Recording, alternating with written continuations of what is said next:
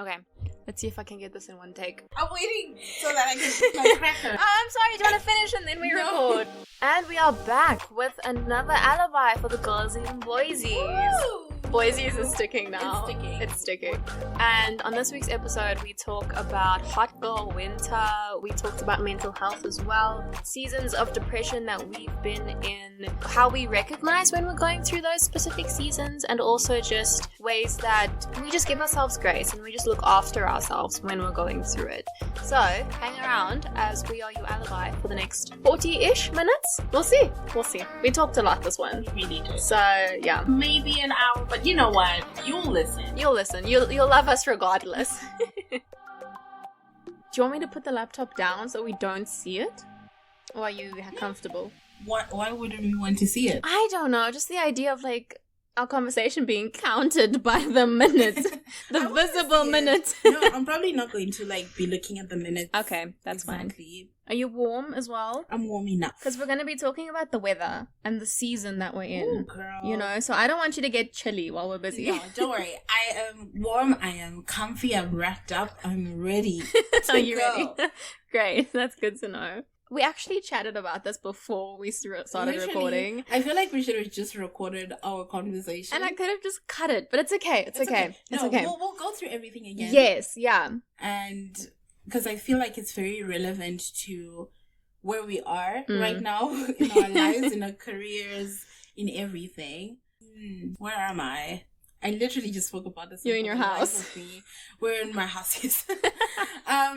And you know what? I actually feel kind of silly. This is what I didn't say before. I feel kind of silly for feeling this way because honestly, I see where I am and I should be more grateful. And I am, don't get me wrong. I'm super grateful with where I am in my life. But I just feel like feeling down about it feels like I'm not grateful. So for some context, I'm working right now as a fashion lecturer, as a lecturer in general, but more specifically a fashion lecturer, and I actually really like it. When I got into it, it was a by force thing because I have to pay back a scholarship I did, and I'm grateful because it's a job I didn't have to apply for, technically speaking. I just kind of got it, and I got into it, well, both for the right and for the wrong reasons. So I got into it thinking about how much money I would make because it's my first job and I get to start making money. I get to have savings and things didn't necessarily go according to plan. The way I was getting paid, to me, I just didn't understand it. It wasn't explained properly to me until very recently. And because it happened that way, I got very down on myself about it because I made the job about the money.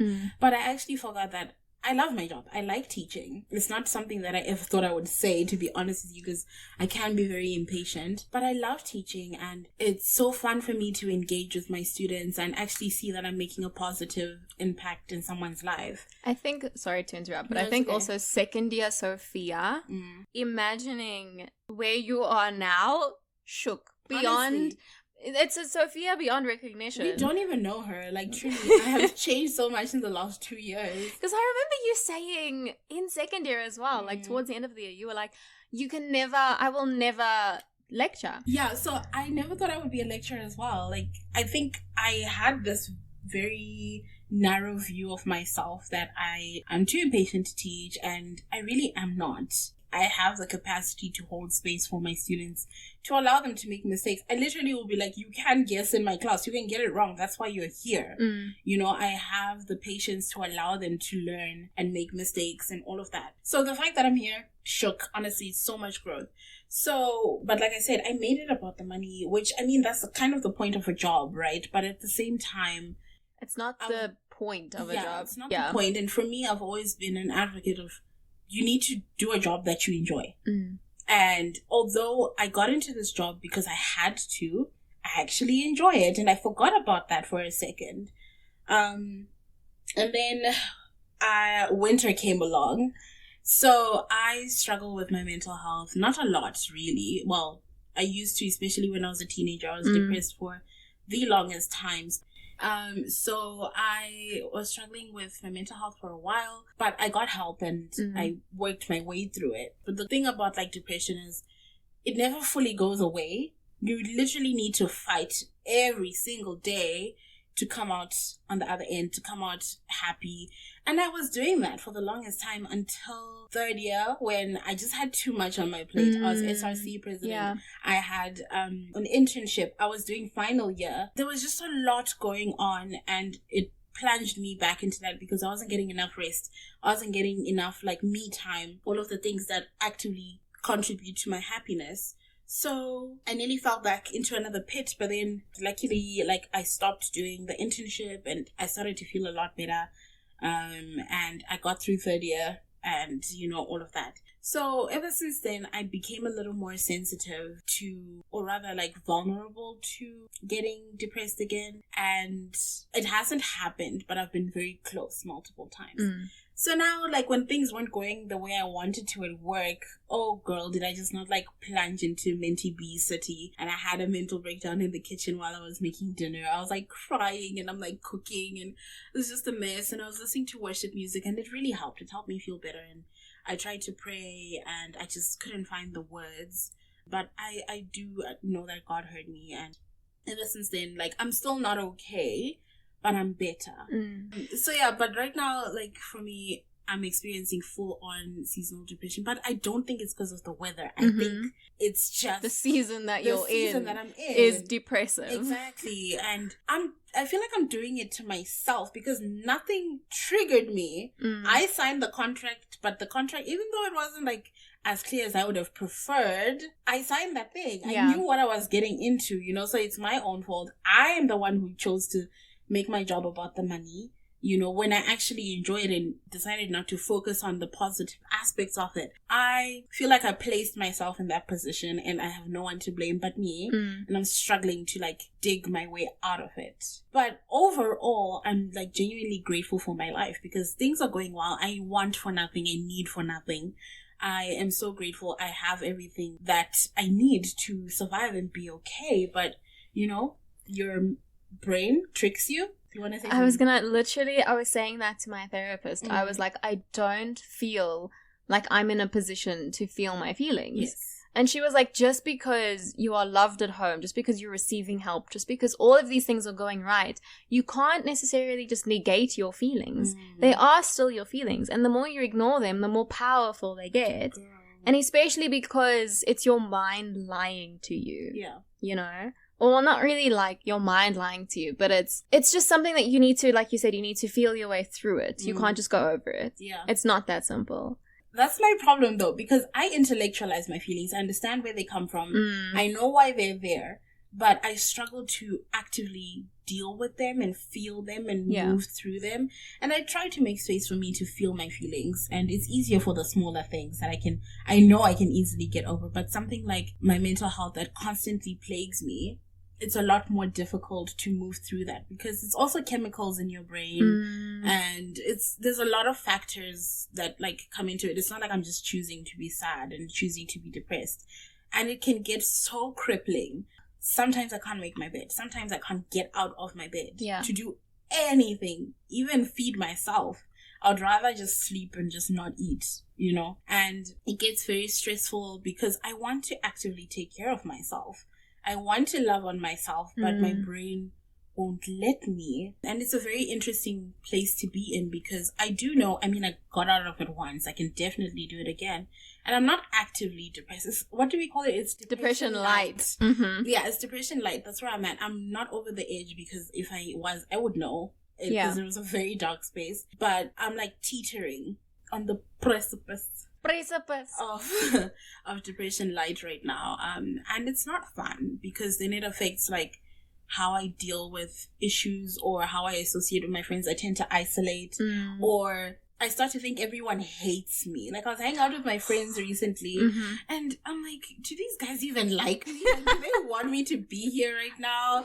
I made a plan with them to meet up with them in a few days. Yeah. And I'm excited about it, but I'm like, do they want me there? And I know they do. Yeah. They're my friends. They love me. But my brain just wants me to isolate myself. And truly, like, that makes everything worse. So I'm trying not to change plans, and I'm happy we're doing this today because otherwise I'd have kept postponing it. You and me both. I literally woke up this morning and I was like, I wonder if she'll mind if I move it to tomorrow. When you were like, I can't find the mic, I was like, maybe that's a good tomorrow. I was literally about to text you and you were like, I found it. I was like, oh, okay. And I'm so glad though, because, you know, you're one of those people that when I hang out with, I feel recharged and it helps me. It genuinely does help me. But, girl, the menty-b city has been real, but we're actively working through it. I think it's also part of being an adult, and it's unfortunate. But the more we talk about it and express it, if I didn't say anything, you wouldn't have given me that good advice that your therapist gave you. Yeah. And I'm still struggling, but at least I know I have, like, it's normal. What I'm feeling is normal and it's manageable, which is nice. But what about you? What season are you in right now? I am formally unemployed. I'm going to say formally because I don't have a signed contract of employment currently. Right? Yet. Big breath. I need to take a big breath. Because I actually left my job in June. Yes, June 8th or something like that. It was a Friday, that much I remember. And it was a whole build-up, to be honest with you. Like, I didn't expect that at the beginning of May, I would have handed in my resignation at the beginning of June. But things were just going downhill, if I can be completely honest. Yeah. Like, there was just a lot that I felt like my work wasn't being appreciated, number one. And number two, when you're constantly under question for things that you know you've done correctly and things that you know you've done to the best of your ability, and having that being perceived as not good enough, it's so taxing on your mental health. And so the whole month of May, I came home in tears after work, really. And my mom, bless her heart, she was like, you can quit if you want. It's okay. We can look after you. It's fine. You've got savings. We'll be okay. And bless her, she was so supportive the whole month of May. And she eventually even got to the point where she was like, I wouldn't even give 2 weeks of notice. I would just tell her point blank, 24 hours notice, sorted. And I'm like, no, I can't do that. Like, as much as it was so taxing on me and so difficult, I'm not that kind of person. Yeah. I'm really not. And so I gave her the 2 weeks, and after that, I just felt numb, to be honest with you. I didn't really have any kind of feeling towards it. Because at the same time, actually, I was going through a job application with a different company. Yeah. And I had kind of received news that I had been accepted for that job. And then all of a Sunday, this excuse and that excuse and this delay and that delay. And yeah, that job still actually hasn't come through, even though, formally speaking, I had the job. I have the job, you know. It's just a matter of when at this point in time. But I'm unemployed. And I'm actually freelancing for a brand. I'm doing all of their design work, which honestly I love. I think, and the funny thing is we're very different in how we want to use our degrees. Yeah. Because you want to use yours to like further your education and insight and like shape the minds of the future generations and all those things. Yeah. And I want to shape the clothes of shape the minds, shape the clothes. Yeah. So I want to actually like go into the application of fashion design, you know, like I want to make clothes, I want to design patterns, I want to do all of that stuff, you know. But yeah, and then I had the realization about 2 weeks ago that, wow, I am jobless. I am part of the statistics of people that... Statistics. I hear the criminals from the statistics. It's a New Girl reference. Oh, okay. Sorry, I had to catch up. I had to like play it in my mind. That was gonna be the end of our friendship right then and there if you didn't know. The whole of New Girl. Don't worry. I've got it. I'm the jobless from the statistics. Oh my gosh. And it just hit me all at once. And it was like, not even just like a snowball. It was like a wall crumbling down. It just hit me. And I was just overwhelmed with this weight of, what am I going to do for the rest of my life? And that isn't a question that I can answer, whether I'm in a job or whether I'm not. I actually don't have the capacity to answer that question at any time. Same. Because God is going to change your life up in an instant, you know? And so you cannot plan because it's no point. There's no point. Yeah, but I mean, you always at least want to have an idea. Exactly. Right? Like, you kind of want to know where your life is going because you can't move around aimlessly. Mm-hmm. So the fact that you don't have that direct aim right now is also like scary and concerning. Yeah. And I said to my therapist last week, I said to her, I feel like a failure. And she just completely shut me down instantly. She was like, no. That's not what you are. And she was like, you are brave. You are accomplished. You are like successful in your own way, you know, and you will be successful in the future. But now it's this thing of like, I've always been busy. I've always been doing something. My hands have been busy. My mind has been busy. And now I've got nothing. Yeah. And it really takes a toll. So it's hard to get out of bed in the mornings, to be honest with you, because what am I getting up for? Yeah. You know, like just to chill, basically. Exactly. Just to sit in your PJs, apply for jobs that you know are going to be unsuccessful. Yeah. Or like that you have that assumption that they're going to be unsuccessful. And yeah, it's been great. I've been doing really well. But just also for some context, so I was studying full-time, working part-time, and my therapist suggested going on not antidepressants. I call them serotonin supplements. Oh, okay. Because they aren't formal antidepressants. They don't literally like generate. It's not dopamine. What is it? Dopamine? Well, I don't know. I'm not a doctor. Well, they don't generate the thing that people with depression lack. Okay. So I think it is dopamine. Is it dopamine? I think. I don't know. Someone tell us what it is. So basically, the tablets that I do don't. No, isn't it serotonin? Because I call them serotonin supplements. Yeah. Okay. Let's go with that. She's agreeing with me just to get on with it. No, because I don't know what it is. I don't know what you want me to tell you. I don't know. Oh my gosh. But anyways, I don't have like the clinical depression. Right. So I don't need the clinical depression tablets. Yeah. Okay. So I call them serotonin supplements. I'm literally just on those to regulate my anxiety and to regulate the feelings that I feel when I'm in a kind of depressive episode. But I'm using the words depressive episode very lightly, like as a little aerosol can, like just a spritz. Just a spritz. A depression spritz. Because it's a depression spritz, because it's a depression light. Yeah. Because I am aware of the fact that I do not suffer from clinical depression. Right. But I'm also not fully healed. Yeah. Unfortunately. So it's light. And yeah, so that's where I'm at currently. And I am slowly but surely doing better because the place that I'm freelancing for keeps me busy. I am trying my best not to think about the future, but also just to start planning for all eventualities and all circumstances that may happen. And for someone who has had many plans for her life, this is a very new thing for me. Yeah. And it's, like you said, it's scary. It's terrifying. And, you know, I think what I'm realizing as you were speaking, I think the one thing we have in common that I'm realizing may be an issue is that we sort of place our happiness in what, not necessarily what we have, but maybe what we're doing with our lives. Because I am the same way. I am a planner. Like, I will plan my life down to the second, and if things don't go according to plan, I get really upset. And I'm realizing plans always, like, nothing ever goes according to plan. The way life has happened for me, I thought I was going to get out of high school, immediately start university. Yeah. I started varsity at 23. Yeah. And I was so insecure because I thought I was old and all these things. That's literally my age. Sorry. 23. I'm turning 23 in like a month.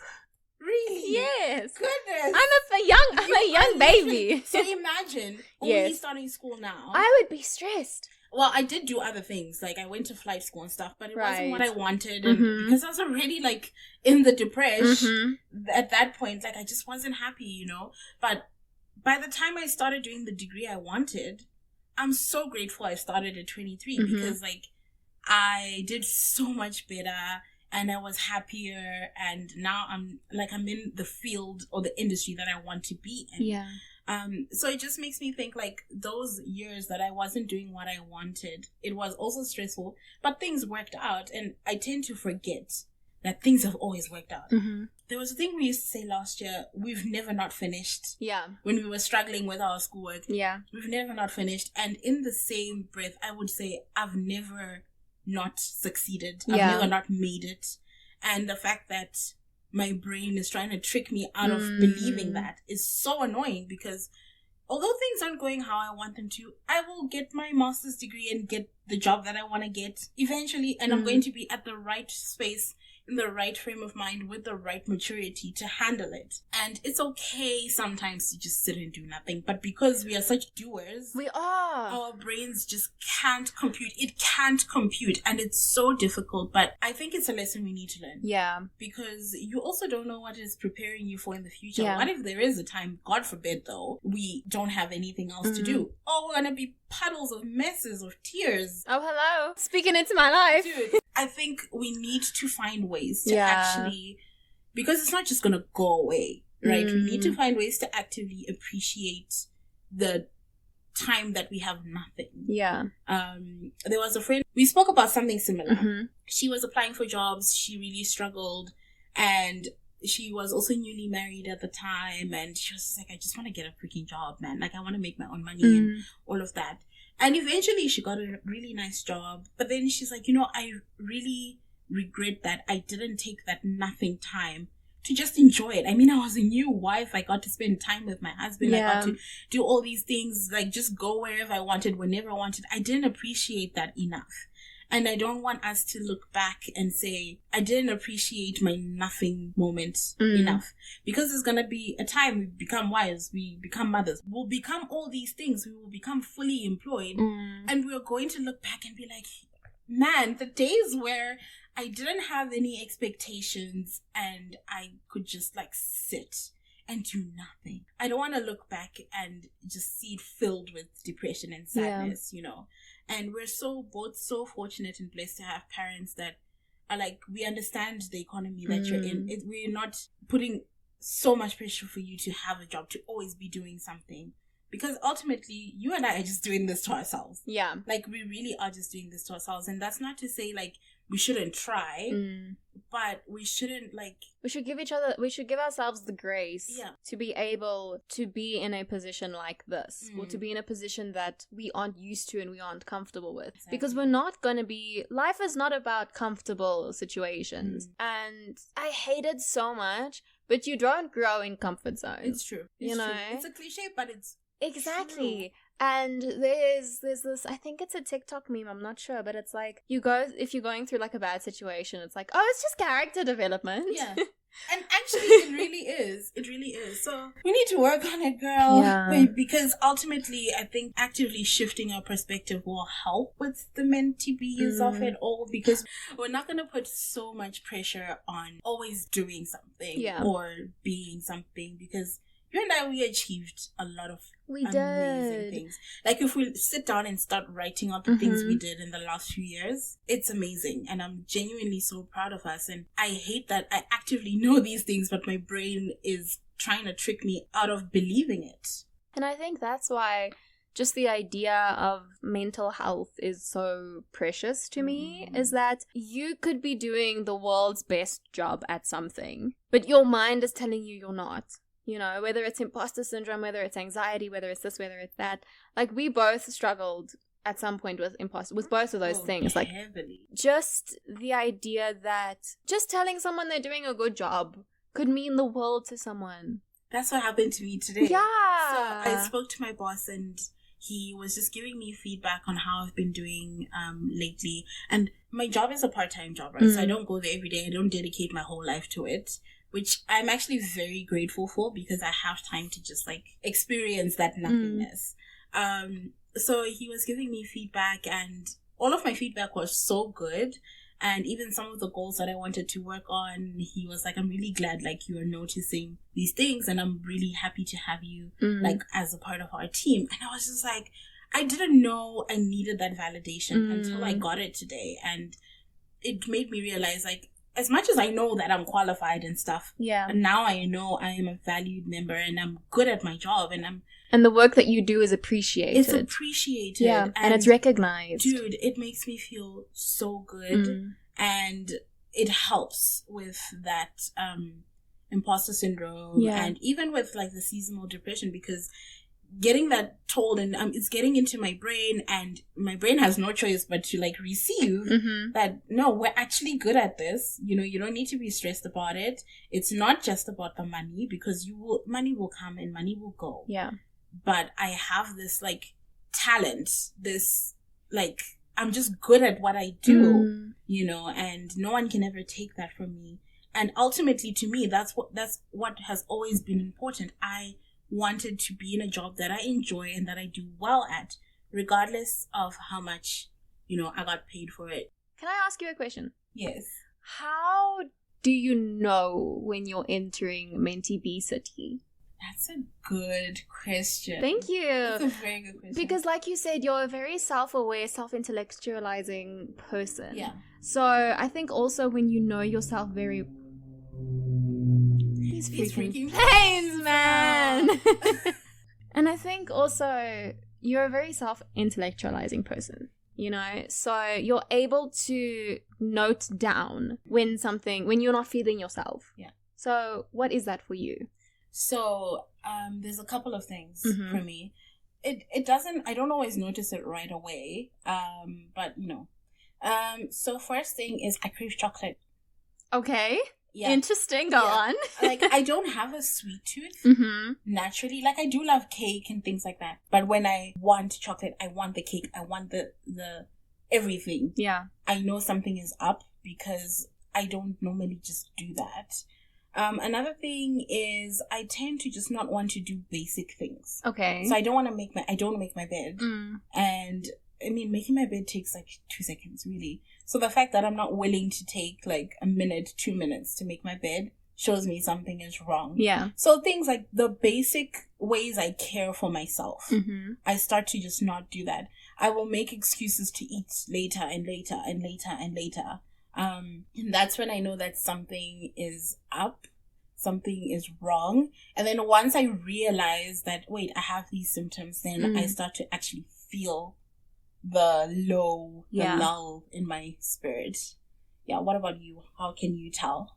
I am a morning person, and I love that about myself. I really do, because I get things done while most people in my house are still fast asleep. You know, well, except my mom, because she's up at like the crack of dawn. But anyways, I'm up at like after the half past the crack of dawn. That's when I'm awake. And I notice that I'm entering a not so great mental health season when my alarm goes off, I switch it off, not even on snooze, I switch it off, and I roll over and I go back to bed.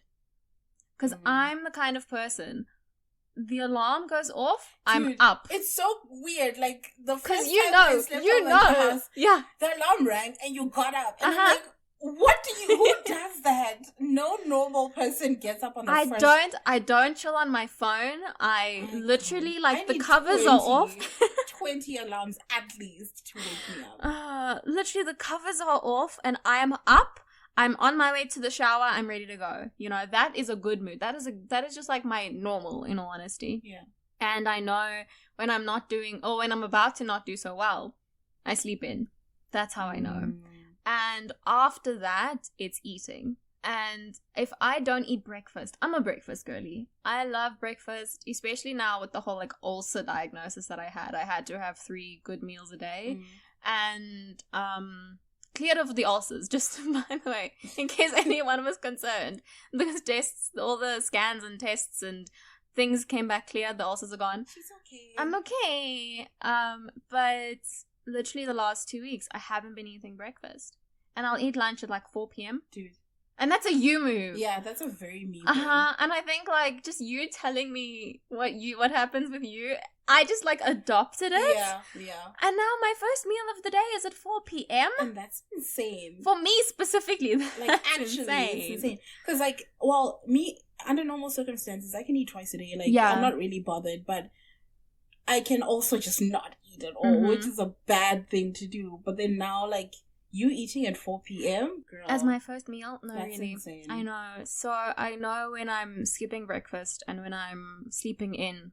It's not great in the... It's not cute. It's not cute in these streets. You actually mentioned like how you just wake up on your first, like when your alarm first rings. Yes. I have a body clock, and Oof. it's because I went to like boarding school and we had to be up every morning at 5 a.m. and Could never I be think me. it just stuck with me.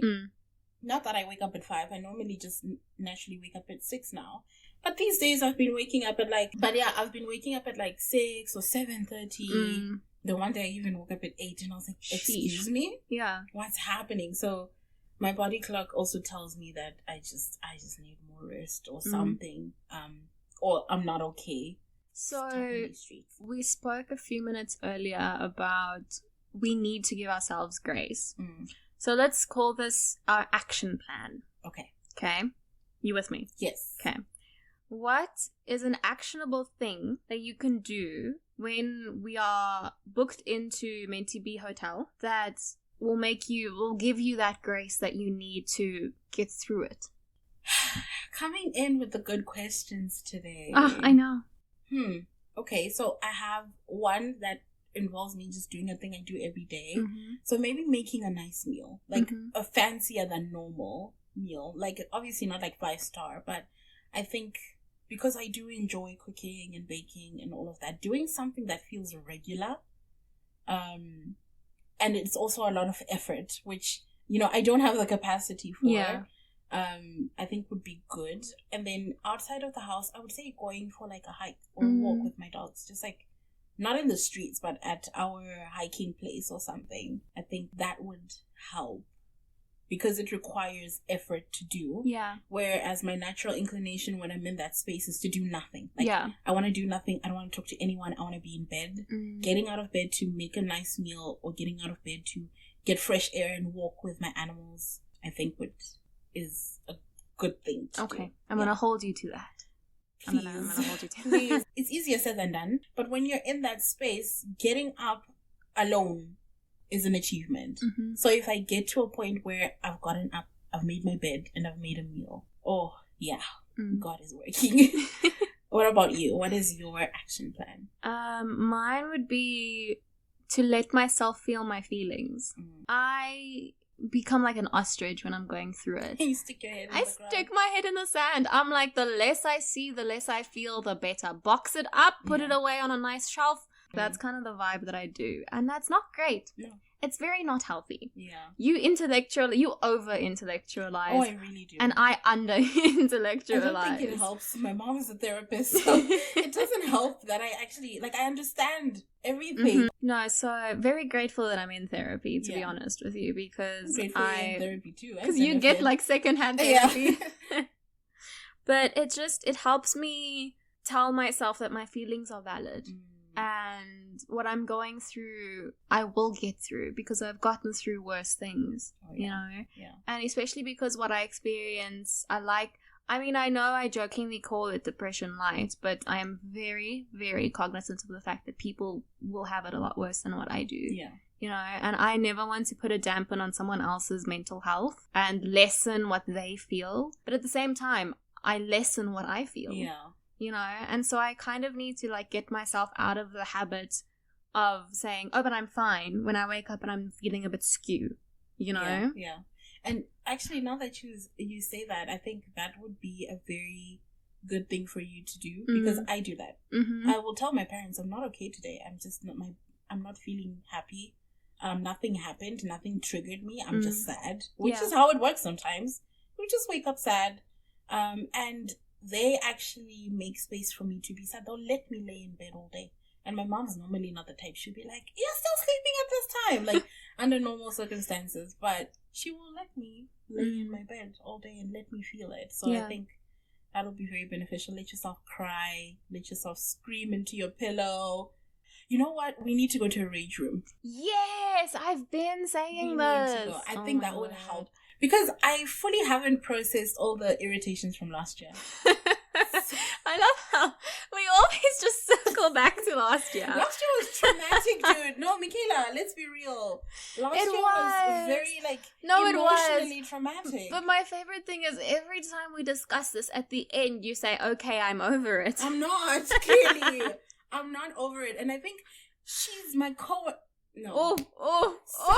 Let's just a bit of context without obviously over-explaining. But last year we were doing our honors degree, and we had a lecturer that really tested our patience. She tested our patience. She underestimated us. And undermined us sometimes as well. Yeah. And I literally had a panic attack. An actual panic attack that put me on the shelf for days. So now, this year, she is my co-worker, right? And I can't stand the sight of her.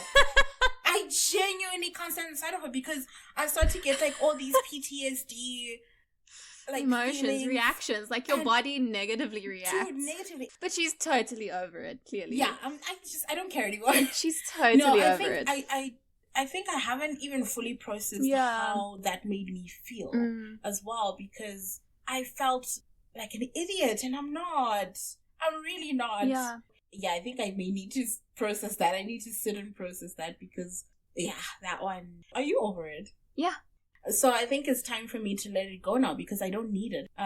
But it just goes to show, every little thing you experience can positively or negatively impact your mental health, and you don't realize what you're carrying. I didn't realize I still, was carrying that until you were clearly you're not over it. I didn't realize I wasn't. I thought I was, but I'm not. So that's something I need to let go of. And I think that will help tremendously. Can I give you some advice? Yes, please. Yes. Give me all the advice. Let it go sooner rather than later.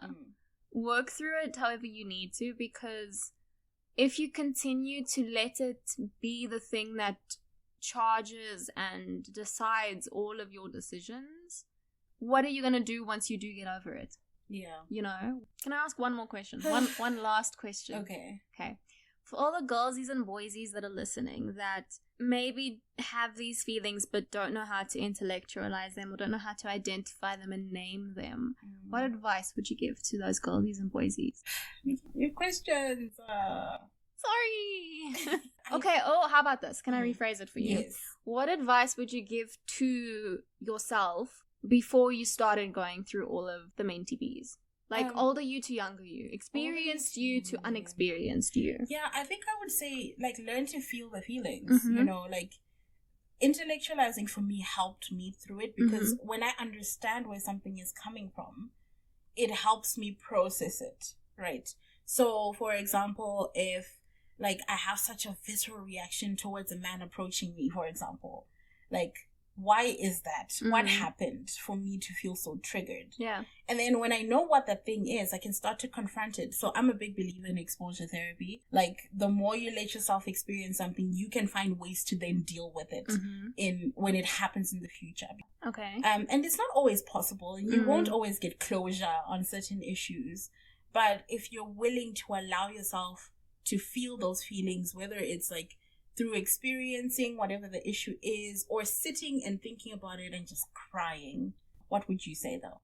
I would say for me is, to my younger self, but obviously to other people, is it's okay to ask for help. As someone who is hyper independent to the point where it is almost detrimental to myself. Oh yeah.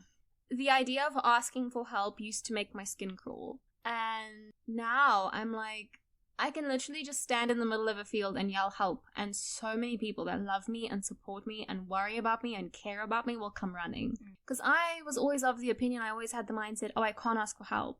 I need to figure it out on my own. Yeah. But when it comes to your mental health, sometimes you don't have, number one, the capacity, number two, the knowledge to figure it out by yourself. And so asking for help is never a bad thing. And I'm glad you go to therapy so that, I was supposed to say so that I don't have to. I still have to, but you know what, if there was a genie that appeared and it was rub the lamp, you get 3 wishes. Number 1 wish, everyone goes to therapy. Everyone in the world, from age 12, you go to therapy until 45. Oh, yeah. Girl, till the end. I'm going to therapy till the end. Till Okay. my grave. Okay. Well, you need to start first. I will. Don't worry. I will. But anyway, thank you for Yeah. Are we done? Yeah. Okay. That feels like a good end. It does. Thank you for listening to us vent about our goodness. issues. It's been fun. Actually, I feel a lot better. Me I feel too. a lot better. Who knew that 3 days ago I was crying in my kitchen? Well, now they do.